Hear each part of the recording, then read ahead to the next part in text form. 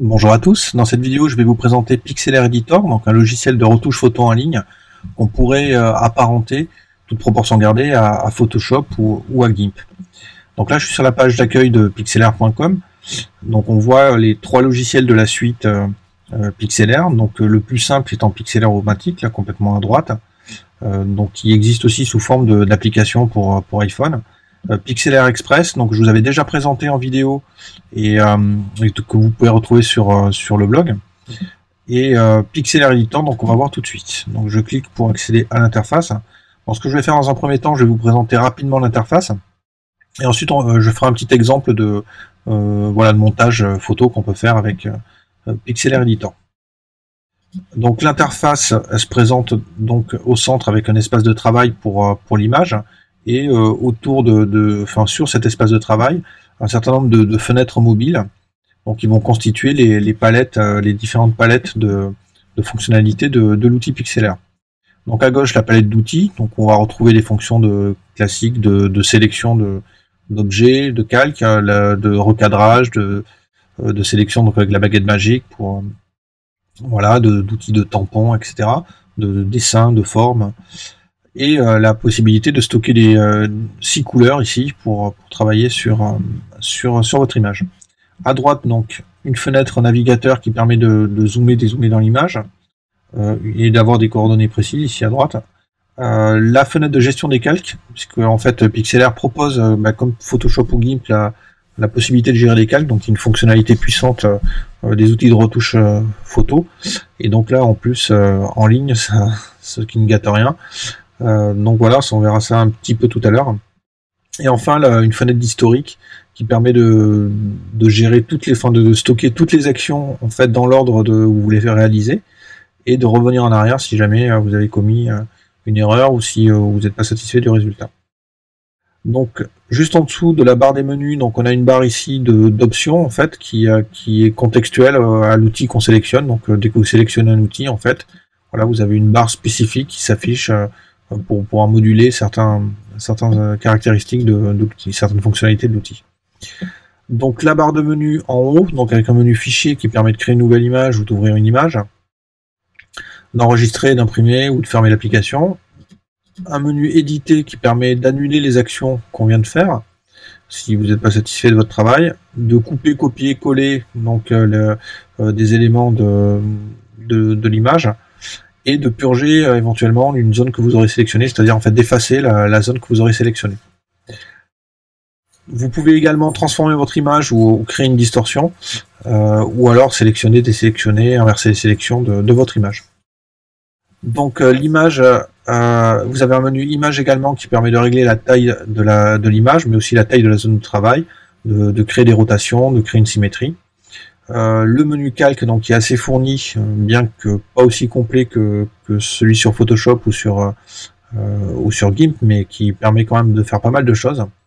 Donc là je vais pas rentrer dans le détail, mais bon, sachez que là il y a un outil qui est quand même très puissant sur la gestion des calques. Donc voilà. Ça fera l'objet, je pense, de tutoriels spécifiques sur l'utilisation de cette possibilité. Enfin, un menu réglage donc, qui permet de régler les paramètres standards d'une photo, hein, contraste, luminosité, teinte de saturation, balance des couleurs, etc. Les niveaux automatiques si vous voulez pas vous embêter et puis laisser faire le logiciel pour régler les niveaux. Vous avez aussi un certain nombre d'effets préenregistrés, donc comme négatif, sépia, désaturation, photo vieillie, etc. Donc voilà. Pour le menu filtre, donc là aussi vous avez, on retrouve des grands classiques donc d'application de filtres sur les images, donc de flou gaussien, de renforcement de la netteté, d'atténuation du masque, etc., d'enlever le bruit dans les images. Donc je ne vais pas tous vous les lister, mais vous avez un certain nombre d'effets possibles là aussi que vous pouvez appliquer à l'image. Enfin, un menu visualisé qui permet donc là de jouer sur l'apparence de l'image dans la zone de travail, donc zoomer, dézoomer. Pixel actuel, donc ça permet d'afficher votre image à 100% de ces pixels, donc ça va mécaniquement, si l'image est fait 2 ou 3 000 pixels de haut, vous verrez qu'une partie, mais vous la verrez à 100%. Afficher tout, donc c'est le contraire, c'est que vous allez voir toute votre image, mais dans une définition qui est plus, dans une taille qui est plus réduite. Et enfin, vous pouvez afficher ou désafficher, on va dire, les fenêtres de travail. Donc là, par exemple, navigateur à droite, hop, ça s'enlève. Donc là, je la remets. Vous pouvez faire pareil avec la palette des outils, les calques, l'historique, et y compris la barre d'options. Donc voilà. Le menu langue, donc, qui est très fourni, mais ce qui va surtout nous intéresser, c'est que y a le français. Donc comme vous l'avez vu là, toute l'interface est en français. Donc ça, c'est qui est plutôt pas mal. Et enfin le menu aide, donc qui lui par contre est en anglais. Donc là, je vous ai ouvert la page à côté pour vous montrer un petit peu à quoi ça ressemblait. Donc d'une, c'est en anglais, donc c'est pas forcément simple si vous pratiquez pas bien la langue.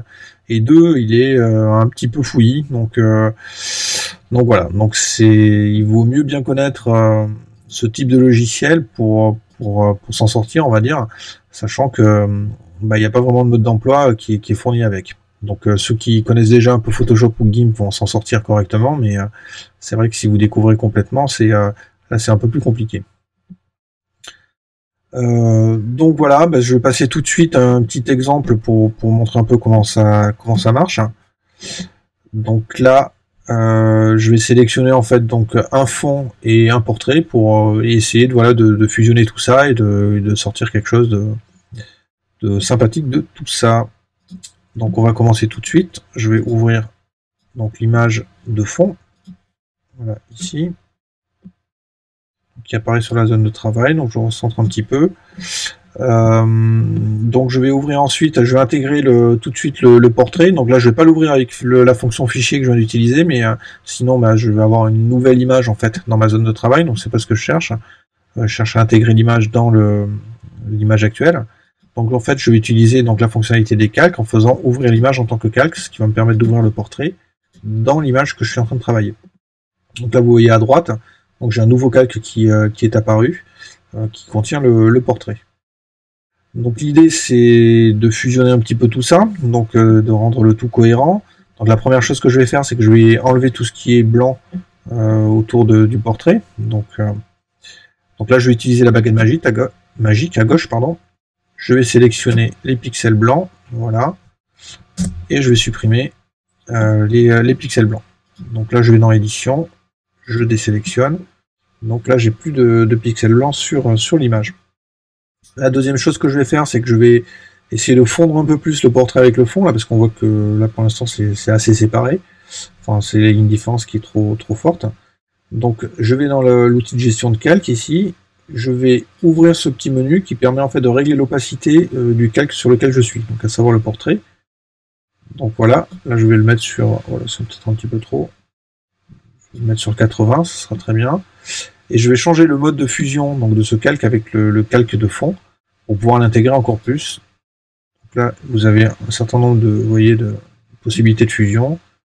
Donc je vais choisir celui-là. Donc voilà, vous voyez l'image là qui s'intègre un petit peu mieux avec le fond, enfin ça fait un petit peu plus cohérent. Et enfin pour terminer la manipulation, je vais faire une opération en deux. C'est que je vais recadrer la photo, je vais la mettre au format carré pour en changer un petit peu le rendu, enfin la restitution, et je vais en profiter pour retailler, pour modifier la taille de l'image. Donc là vous voyez l'image, elle est ici en bas, elle fait 2500 pixels de large sur 1667 de haut. Donc là je vais créer une image de 500 pixels par 500 pixels. Donc je vais modifier la taille de sortie ici. Donc là je vais mettre 500, et ici pareil, je vais mettre 500. Donc voilà. Donc maintenant je vais recadrer mon image.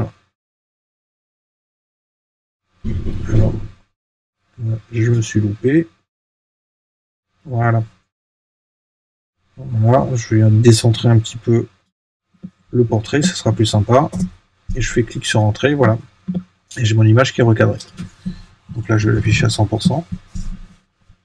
Donc voilà, donc la petite démo est terminée, la présentation également, donc j'aurai bien l'occasion de faire de nouveaux tutoriels sur pixelaire.com. L'outil est vraiment réellement riche et on peut faire tellement de choses que là j'ai déjà prévu de vous présenter d'autres possibilités de retouche avec cet outil. Mais écoutez, si ça vous intéressait, n'hésitez pas à utiliser l'outil, puis à me faire des retours dans les commentaires sur YouTube ou sur le blog. Donc en attendant, je vous dis à bientôt.